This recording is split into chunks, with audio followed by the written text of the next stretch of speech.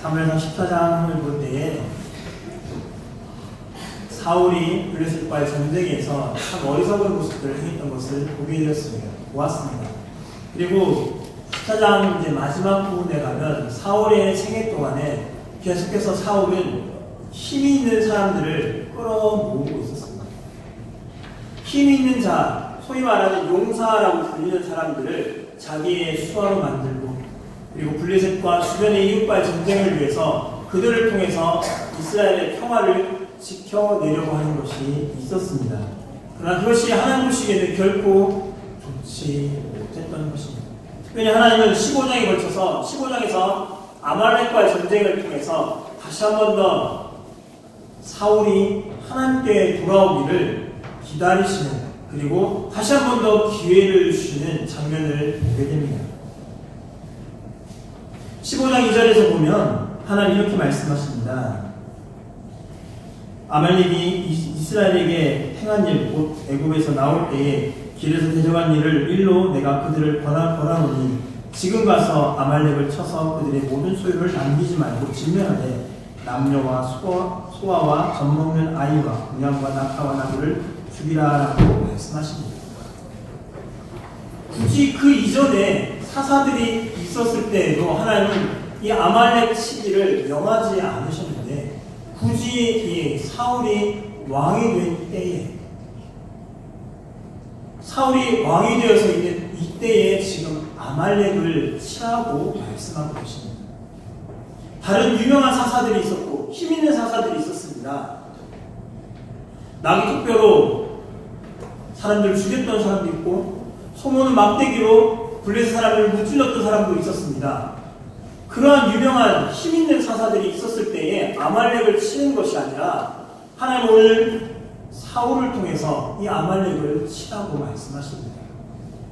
하나님을 떠나 있었던 이 사울, 하나님이 아니라 자기의 힘을 바라보고 자기의 능력을 바라보고 자기 자신만을 바라보면서 달려나가던 사울에게 다시 하나님께로 돌아오라고 하나님은 말씀하시면서, 간접적으로 말씀하시면 그에게 또 한 번의 기회를 주십니다. 아말렉을 쳐서 진멸해라. 내 말을 청종하는 가 내가 구했다라는 의미로 하나님은 이 아말렉을 공격하라고 말씀하십니다. 아말렉은 이스라엘과 어떤 관계에 있습니까? 출애굽기에 보면 이런 장면이 나오죠. 출애굽기 17장에 이스라엘 백성들이 광야에서 생활하다가 누비딤에 왔습니다.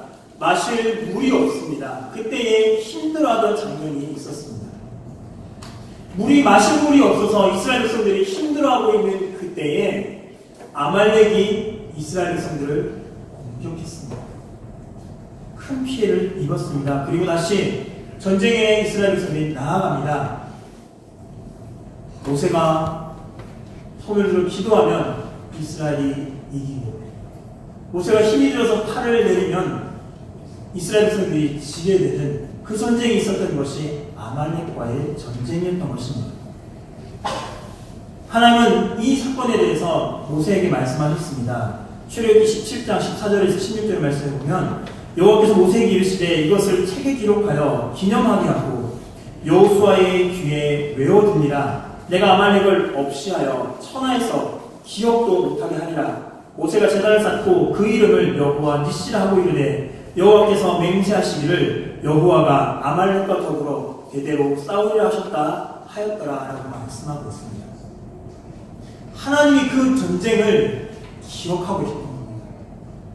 이 치열했던 전쟁, 이스라엘이 치욕당했던 사건을, 하나님의 군대가 치욕당한 사건을 하나님은 잊지 않으시고 내가 이 아말렉을 진멸시켜버리겠다라고 기억하셨던 것을 사울의 때에 와서야, 힘있는 그 사사들 때에 이뤄내셨던 것이 아니라 지금 하나님의 말씀을 청종하지 않고 자기 마음대로 살아가고 있는 이 사울의 때에 하나님 다시 언급하시면서 우리가 치욕을 당했더니까 다시 네가 이 일을 갚아내라 라고 말씀하고 계십니다. 전쟁이 나갔습니다. 사울이 아말렉과 싸워서 어떻게 했습니까? 전쟁에서 승리했을까요? 졌을까요? 승리했을까요? 졌을까요? 본문에는 승리할지요. 왜냐하면 승리하고 나서 그곳에 있는 가축들을 끌고 오는 장면이 있습니다. 그것을 볼 때에 앞에 내용들을 읽지 않았지만 15장 1절부터 9절까지 읽지 않았지만 이스라엘이 아말렉과 전쟁하여 크게 승리하는 것을 알 수가 있습니다. 전쟁에서 승리했지만 이들은 어떻게 합니까? 사울은 어떻게 합니까? 오늘 봤던 본문에 보면 12절 말씀에 이렇게 말씀합니다. 어떤 사람이 사울에게 말하 이르되 사울이 갈멜에 이르러 자기를 위하여 기념비를 세우고 발길을 돌려 길갈로 내려왔다라고 말합니다. 기념비를 세웠는데 누구를 위하여 기념비를 세웁니까? 누구를 위하여 세웠을까요? 자기 이름을 위하여 세웠다는 것입니다. 출애굽기 17장에서는 모세가 제단을 쌓았던 그 기념 장소가 되는 곳은 여호와 니시, 하나님 우리 위해서 어떤 일을 하셨는가를 기념하면서 그 하나님 행하신 일을 기념하고 하나님 우리를 도우셨고 우리에게 승리를 주셨기 때문에 이 제단을 쌓았습니다라고 제단을 쌓고 하나님을 예배하였지만 오늘 같은 성경에서는 사울이 그 전쟁에서 승리하여 기념비를 쌓았는데 누가 승리하였냐면 자기가 전쟁에서 자기가 승리했다라고 기념비를 쌓고 있다는 것입니다. 이 갈멜이라는 곳은 남유다 지역에 속했던 지역입니다. 우리가 생각하고 있는 갈멜산에서 엘리야가 우상 숭배자들과 전투했던 기도로서 불을 내려왔던 그곳과는 다른 지역입니다. 아무튼 이 갈멜이라는 지역에 사울이 자신을 위하여 기념비를 쌓았다고 말합니다. 쉽게 얘기하면 내 목숨을 걸고 이 전쟁에 나아가서 전투를 하였고 내 목숨을 담보하여서 이 전쟁에서 승리했기 때문에 내가 이만큼 했으니까 나의 이름으로 된 기념비가 필요하다라고 생각하고 그 기념비를 세웠다는 것입니다. 전쟁에서 기념비를 세우는 건 중요합니다. 이 전쟁을 크게 기념하기 위해서 필요하지요. 그러나 그 영광을 지금 사울은 누구에게 돌리고 있습니까?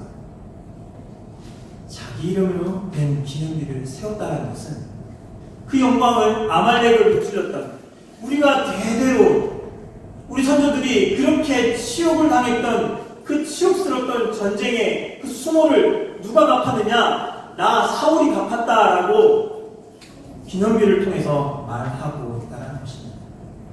하나님이 하신 것이 아니라 자기가 했다는 것입니다. 모든 것이 하나님의 은혜지요. 우리가 전쟁에 나가서 승리하는 것도 하나님의 은혜가 아니면 승리할 수가 없습니다. 그러니까 우리는 그런 생각을 하죠. 내가 내 목숨을 걸고 나아가는 나쁘게 얘기하면 전쟁하다가 그 칼에 내가 상처를 입을 뻔했는데 날아오는 화살에 내가 맞아 죽을 뻔했는데 내가 그만큼 힘들여서 공로를 세워서 이 전쟁을 승리하게 만들었는데 내 이름이 높아져야 되지 왜 하나님의 이름이 거론되어 있느냐 라고 말할 수도 있습니다. 그러나 그 전쟁을 승리로 이끄시는 분은 하나님이시라는 겁니다.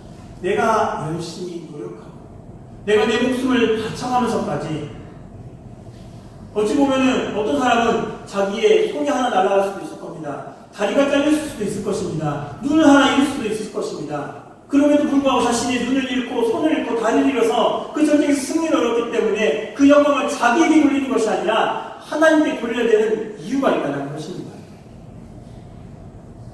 전쟁을 나아갈 때 그 날씨를 누가 주관합니까? 사람이 날씨로 하여금 너 오늘 태양이 뜨게 하고 바람이 우리한테 좋게 불게 만들고 해라라고 말할 수 있습니까? 전쟁에 나가는데 전쟁의 무기에 대해서도 우리가 이래라 저래라 할 수 없겠죠. 녹이 슬어서 부서져서 안 되고 안 되는 상황들이 있을 수 없다는 것입니다. 우리 그것이 당연하게 되었다라고 생각하고 수 있다는 것이죠. 당연히 이때까지 이렇게 왔으니까 당연히 이날도 좋은 날씨가 될 것이고 무기를 잘 생산해서 왔기 때문에 이 좋은 무기가 우리에게 좋은 상태로 유지되어서 우리가 전쟁할 수 있도록 준비될 것이다 라고 생각하는 것이 우리의 생각이라는 것입니다. 그러나 그것을 하나님이 주관해 주시지 않으신다면, 하나님이 그 모습에 대해서 그냥 손 놔두신다면 있을 수 없다는 것입니다. 우리가 열심히 준비하고 내 목숨을 걸어가면서까지 전쟁에 나아간다 할지라도 그 전쟁은 실패할 수밖에 없습니다. 여러분, 자녀들에게 가끔씩 집안일을 돕게 만드셨죠? 어렸을 때요. 집에서 어머니들이 요리를 합니다. 열심히 볶고 지지고 삶고 해서 맛있는 요리를 만듭니다. 그리고 아이에게 수저 좀 놔라 라고 말합니다. 아이가 수저를 놓지요. 그러고서 이 아이는 뭐라고 얘기합니까? 나도 엄마 일하는 데 도왔다. 맞습니까? 아이가 요리를 했나요? 아이가 어리기 때문에 수놓는 것만 시킵니다. 그런데 그 아이는 자기는 엄마 밥 차리는데 도왔다라고 당당하게 말합니다. 그것이 우리의 모습이라는 거죠.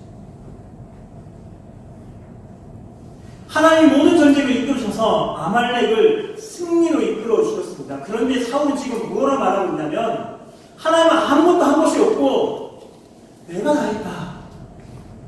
내가 이때까지 많은 용사들을 끌어모았기 때문에 이 전쟁에 승리할 수 있었다라고 말하면서 기념비를 커다랗게 만들었다는 것입니다.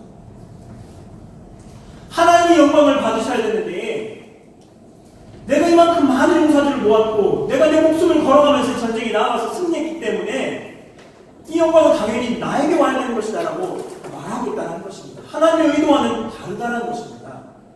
뿐만 아니라 이 사울은 어떻게 합니까?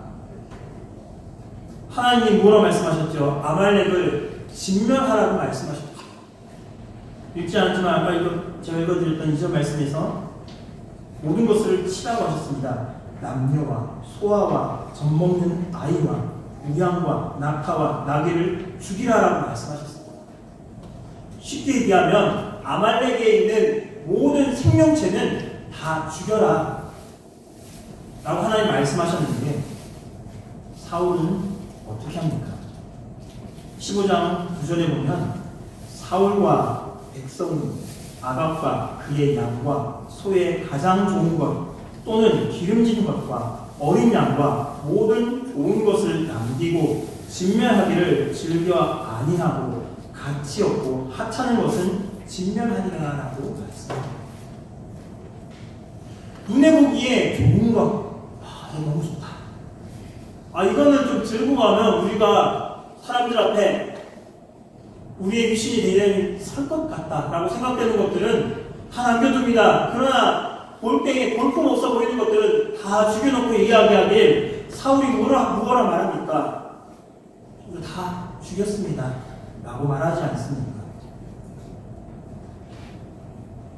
그리고 사울은 뭐라 말합니까? 사무엘이 이야기할 때 우리에게 들리는 이 짐승들의 소리는 무엇입니까? 라고 말할 때 사울은 뭐라 말합니까? 그것은 우리가 아말렉 사람에게서 끌어온 것인데 백성이 당신의 하나님 여호와께 제사하려 하여 양들과 소들 중에서 가장 좋은 것을 남기며 그 외의 것은 우리가 진멸하였나이다 라고 말합니다.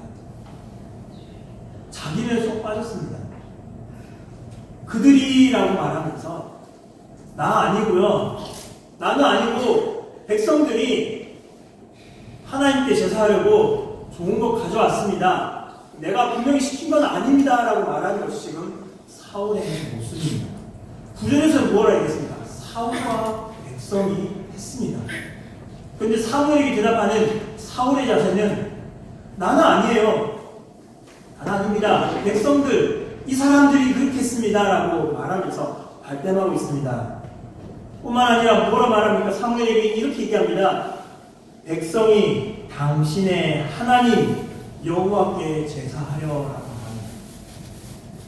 15절에서 말했고 30절에도 똑같이 얘기합니다. 내가 당신의 하나님 여호와께 경배하게 하소서라고 말합니다. 당신의 하나님, 당신의 하나님이라고 말하면 그 하나님과 사람과의 관계는 어떻습니까? 어떻겠습니까? 우리 하나님이 아니라 당신의 하나님, 당신 하나님은 내 하나님은 아니다라는 이야기가 되겠지. 우리 하나님이라고 말한다면 사무엘의 하나님, 사울의 하나님 같은 하나님이 되겠지만, 그러나 사울은 지금 무엇라 말하고 있냐면 당신의 하나님이라고 말하면서 나와는 별개의 하나님이다라고 말하고 있다는 것입니다. 마음이 떠난 상태지. 가끔씩 부부싸움을 하여서 그런 일을 하지요. 자녀가 어떤 일을 부모에게 묻습니다. 그럴 때 화가 난 남편이나 아내는 그 아이에게 뭐라고 보통 얘기하죠? 자녀가 질문하면 너네 아빠한테 물어봐. 니네 엄마한테 물어봐. 그렇게 말하지 않습니까? 우리가 아니라 너의 엄마, 너의 아빠한테 물어봐 라고 말하지 않습니까? 마음이 멀어져 있습니다. 동의를 안 하시는 거 보는데, 안 하시는 거 보니까 부부싸움 안 하시는 거 봅니다. 보통 그렇게 말하죠. 마음이 상해 있을 때 뭐라 말합니까? 너네 누구, 너의 누구라고 말합니다. 엄마한테 물어봐, 아빠한테 물어봐가 아니라 너네 아빠, 너네 엄마라고 말하죠. 나와는 별개의 사람이다라고 말합니다. 그렇게 표현을 합니다. 마찬가지로 지금 사울에게 있어서 하나님은 사울의 하나님, 당신의 하나님이라고 말하면서 자신과 하나님과의 관계가 멀어져 있음을 표현하고 있습니다. 결국 사울이 버림받은 이유가 이 모습이라는 것입니다. 11절 말씀에 말씀하시고 내가 사울을 왕으로 세운 것을 후회하노니 라고 말씀하십니다. 그가 돌이켜 나를 따르지 아니했다라고 말씀합니다. 하나님께서 아말렉을 진멸하라고 말씀하셨지만 사울은 어찌하였습니까? 하나님 말씀을 듣지 않습니다. 내 명령을 행하지 아니했다라고 말씀하시면서 사울은 하나님 말씀하신 것에 대해서 그것은 당신의 하나님이 하신 것이지 나에게 하신 것이 아니다라고 말하며 반응하고 있다는 것입니다. 그것에 대해서 하나님은 어떻게 하십니까? 내가 후회한다라고 말씀하십니다. 정말로 하나님이 후회하실까요? 우리가 이 부분만, 이 단어만 놓고 본다면 하나님도 실수하는구나, 하나님 하신 것에 대해서 내가 잘못했구나, 후회하시는구나 라고 생각해 볼 수 있습니다. 그러나 성경에서 말하는 이 후회한다는 단어는 다른 의미로 갖고 있습니다. 하나님의 계획에 차질이 생겨서 하나님이 후회한다라는 단어를 쓰신 것이 아니라 어쩔 수 없이 하나님이 이제는 사울을 심판하셔야 되는 이 시점에 달하는 것 때문에, 이 시점이 임하는 것으로 인해서 하나님이 안타까워하시는 그 장면을 후회하신다는 단어로 표현하고 있다는 것입니다. 하나님이 실수해서 하나님이 계획대로 이루어지지 않아서 내가 왜 이렇게 했을까? 사울을 세우는 게 아니었는데 나는 우리의 표현 방식, 그래서 내가 잘못했다, 사울을 세우는 게 아닌데 내가 후회한다, 아닌데 라고 말하는 그 방식이 하나님의 후회하셨다라는 것이 아니라 사울을 바라보시면서 이제 내가 사울을 내쳐야 하는구나, 하나님 내치고 싶지 않으심에도 불구하고 어쩔 수 없이 이제는 이 사람을 심판하셔야 될 그 단계에 왔음을 바라보시면서 안타까워하시는 마음으로 하나님이 후회하신다는 단어를 쓰고 계시다는 겁니다. 17절에 보면은 사울은 어떤 상태였습니까? 사울은 처음 하나님 보시기에 굉장히 아름다운 사람이었습니다. 왕이 스스로 작게 여겼다라고 말합니다. 그때 하나님은 어떻게 하셨냐면 그를 아름답게 여기시고 이스라엘 지파의 머리가 되게 하셨습니다. 얼마나 자기 자신을 낮추며 겸손한 모습으로 살아왔는지 모릅니다. 그 모습을 하나님은 아름답게 여기셨고 그를 이스라엘의 우두머리로, 카리스마조차 없었던 그 사울을, 숫기 없는 사울을 하나님은 이스라엘의 우두머리로 왕으로 세우셔서 이스라엘을 주변에 있는 나라로부터 구원해 내시는 큰 도구로 사용하셨습니다. 그러나 시간이 지나면서 사울은 어떠했습니까? 자신의 과거를 잊고 그 영광을 자기에게로 돌리려고 하는 사람이 되었습니다. 하나님 오늘도 마지막에 기회를 주셨음에도 불구하고 하나님의 명령을 듣지 아니하고 내 영광 내가 취하겠다 말하고 하나님과 나와는 아무런 관계가 없다라고 말하면서 하나님의 명령을 따르지 않고 있었던 것입니다. 사울이 하나님께로부터 버림받았던 이유가 무엇입니까? 왜 사울이 하나님께로부터 버림받았을까요? 정치를 못해서 버림받았을까요? 전쟁을 잘 못하니까 능력 없는 왕이니까 하나님이 얘는 안 되겠다, 다른 사람을 세우겠다라고 하나님이 세우신 것일까요? 전혀 그렇지 않지요. 정치적으로 정치를 못하는 왕이라서 하나님이 사울을 폐위시키는 것이 아닙니다. 전쟁을 잘 못하니까 얘는 능력 없으니까 쓸모없으니까 내가 안 되겠다, 갈아치우겠다라고 하나님이 사울을 왕의 자리로부터 벗어나게 만드신 것이 아닙니다. 단 한 가지 이유입니다. 하나님 앞에서 순종하지 않는, 하나님의 말씀을 따르지 않는, 하나님의 명령을 따르지 않는 사람이었기 때문에 그가 정치를 잘하든 못하든, 그가 전쟁을 잘하든지 못하든, 그가 능력이 특출하든 특출하지 못하든 그것과 상관없이 하나님의 명령을 지키지 않음에 대해서 하나님은 그것을 바라보시고 그를 왕이 되지 못하게 하셨던 것입니다. 개인적 이유도 아니고 정치적 이유도 아닌 종교적 이유, 하나님을 따르지 않는 그 이유만으로 하나님은 그를 버리셨습니다. 사무엘은 하나님의 명령을 듣는 것을 무엇라고 표현하고 있습니까? 22절 말씀을 보면 순종이 제사보다 낫고 듣는 것이 순양의 기름보다 낫다라고 말씀합니다. 뿐만 아니라 이를 거역하는 것은 정치는 죄와 같다라고 고백합니다. 그리고 완고한 것, 그것은 사신 우상에게 절하는 죄와 같다라고 고백하고 있습니다. 우리가 생각해 볼 때 하나님 말씀 듣지 않는 것, 그게 무슨 큰 대수인가라고 생각해 볼 수 있겠지만, 그러나 정치는 죄. 그 당시에 정치는 자들은 죽였습니다.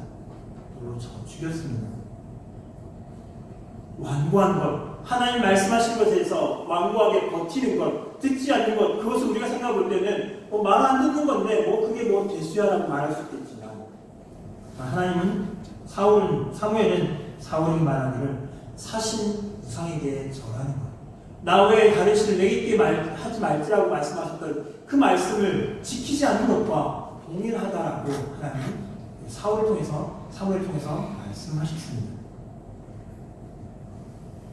하나님은 우리를 사랑하십니다. 저와 여러분을 사랑하셔서 끊임없이 돌아올 것을 말씀하시고 돌아오기를 기다리고 계십니다. 오늘부터 성경에서도 하나님 말씀하셨습니다. 사울에게 돌아올 수 있는 기회를, 이때까지 이스라엘 백성들에게 그렇게 치욕을 안겨주었던 이 아말렉을 완전히 진멸시키는 큰 사건을 통해서 다시 한 번 더 하나님께로 돌아올 수 있는 기회를, 큰 기회를 하나님은 사울에게 열어주셨습니다.